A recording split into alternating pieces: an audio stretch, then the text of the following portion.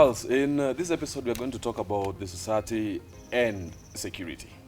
This is Byron Adera, ex-Kenya Special Forces operator, security expert, consultant, and the blogger. Now, this discussion is going to go on my socials, at Byron Adera and Adera Be Panther on Facebook. So do remember to sign up and check me out in that on those spaces, because as I said, this is going to go on until cows come back home, as you say.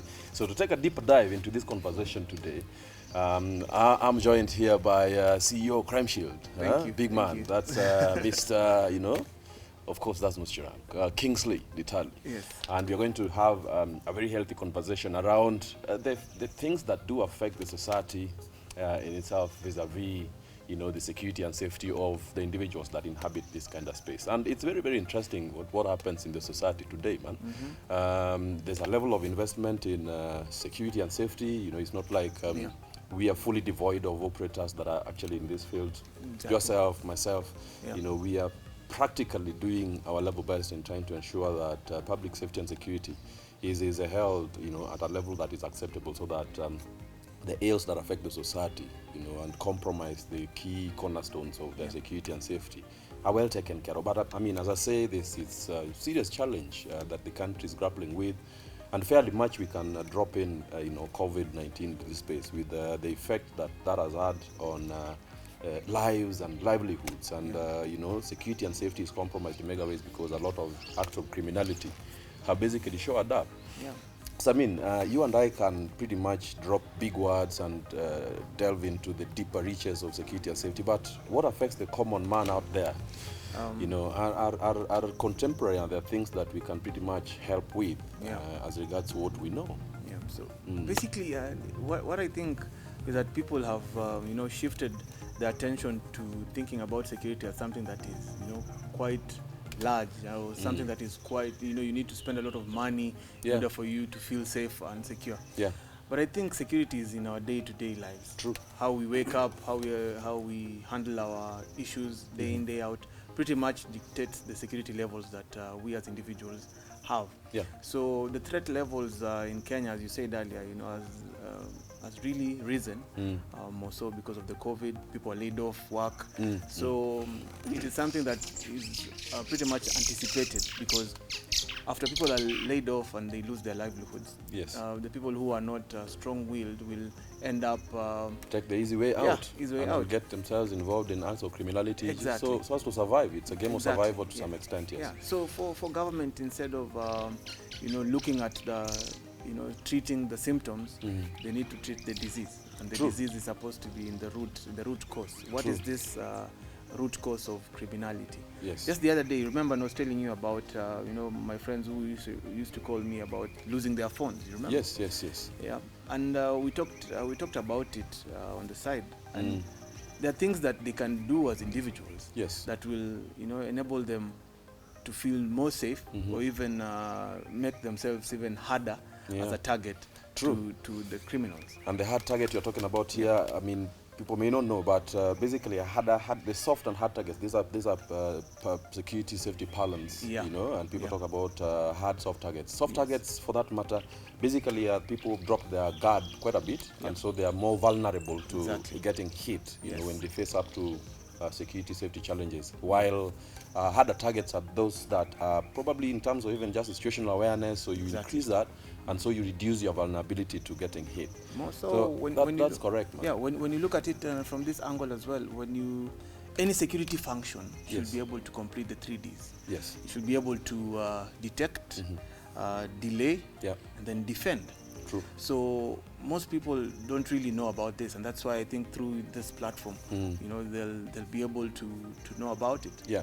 So when you're coming from, home and you're going to town, and you have your phone on you, basically you need to be aware, what are you going to do in town? Yes. Many people just wake up and decide to go somewhere without even having to think about it. That is the first step of making yourself a soft target. True. Yeah.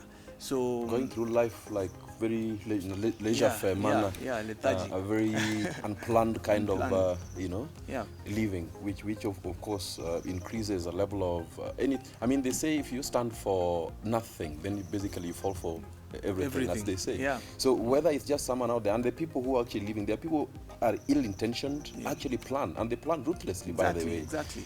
They know exactly, like you just said, they're waking up knowing that today I'm gonna make money. If I don't have a sense of or something to live on. So it's a game of survival even for those thugs. So as you plan to go on with the business of your life, there are guys who are actually planning to come and steal your phone. And you know, if you drop into Matatus or you're just walking in town and you see people today, and I mean, we can talk about the pros and cons of social media, but today, because of the technology that's now in our palms, people are so engrossed in their phone. When you see people walking into walls, you know, 9 or 10, you walk in the streets and people are bumping into you because people are on their phones. You know, they're not aware of what is around them. Absolutely, and concentration is absolutely key. We got a scholar that once said that concentration is the secret strength in war, business and politics, and of course the management of the whole sum total of human affairs. Exactly.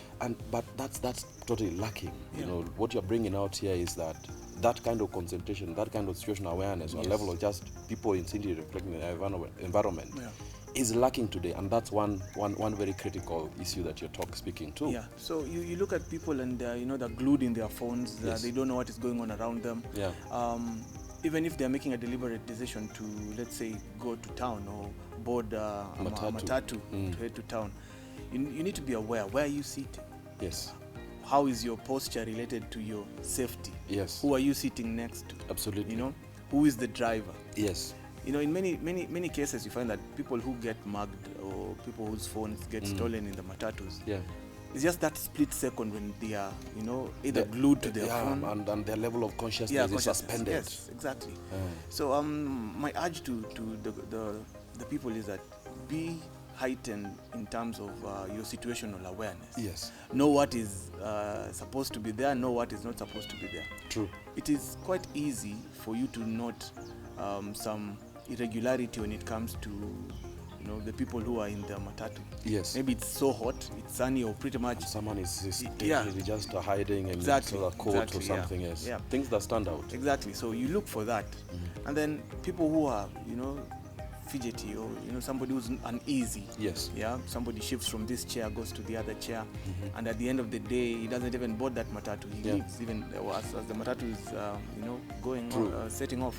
They get out of the Matatu. These are the things that, you know, they are pointers. Yes. Because I call them scouts. Yes. These are scouts. They look for potential targets. Yes. So they look for the weakest link. Yes. Yeah. So, and they target basically people who are, you know, switched off in a way, and their consciousness suspended. Let's say there's a mother who's carrying the child on the lap. Yes. And probably has some groceries in a paper so bag. you're all over the place. Yeah, you're all over the place. Man, there's a funny story I won't mention names here, but our closest relative, but I've had to invest in this kind of stuff, and as we say, charity beginning at home.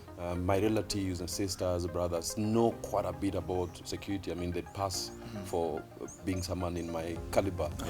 But it's because of just these little things, and it's the consciousness that you know, I feed a pan into their minds and their psyche and their awareness, and they come out a lot better. So back in the day before, of course, they became wiser. There's a funny story of you know, a very close relative was in a Matatu, and you know, they got her extremely busy, man. She was sat by the you know, she was a passenger, and I don't know, just right behind the driver, the seat just right behind the driver, and apparently the door was like falling apart, so she's here holding, you know, helping the conductor, because if you don't do this, you'll fall off, and the driver is also struggling to do his business. But little did she know that basically people are with her focus on holding on to what the conductor should actually be doing. So what we're saying here is, you know, if you just suspend your consciousness and don't question things that stand out, because like I said, you know, before in some fora, the awareness, expectation, avoidance cycle. So if you heighten your awareness as to how things should actually work, then you get to a region where you can develop expectations, like fine, this is out of the expected, and then with that, then you can go into a region where you develop avoidance. You can now avoid falling prey to, you know, just any other thing, that's form of criminality, any form of criminality. So it's absolutely important, yes, what you're speaking to in terms of just that heightened awareness. And trust me, a lot can basically just be sorted out, and solved. Every other, they say all the outstanding mistakes or catastrophe we face have a halfway point, where they can actually be relooked, negotiated, and altogether even remedied. Yes. Yeah, and that in itself, is very critical in terms of just heightening that awareness, or what they call extra vigilance. Do you know, like right now, just on the same note of our gadgets. Yes. Right now, especially when the children are going back to school, we have the Form 1s joining, and just the other day, the other school students went back. This is the time when these people with the criminality in them will target unsuspecting parents. True. And tell them that, hey, wewe ni mzazi wa huyu. Yes. Your son or your daughter is critically ill. Critically ill. And you as a parent have just dropped your child, Yeah. She was okay or he was okay, and then they're demanding some amount of money. And before you know it, people are in a hurry because you want to help your kid out. Yes. They invest in a level of, emotions. They claim and that hit your emotions, and they trigger it in a way that before you think about it, things have already gone. And, speaking of which, when I was basically dropping my son into, his elementary, right? And I get to notice things that are standing out. And trust me, that school has had to really change the way they do business. So this is a PTA, Parent-Teacher Association Day, and you come in, so people are filling in some booklet, and you fill in all the details, literally. Wherever you're going, your parent to who or guardian to who, your details, phone number, everything, and perhaps even profession. Yeah, and this sheet is actually burnt into, tailored into some kind of minutes that then get sent to a distribution list of all parents. So then when we went to Para 6, I guess, where they're talking about communication, so the way they channel communication from the parents into the school, to class teachers, or perhaps even to the principal.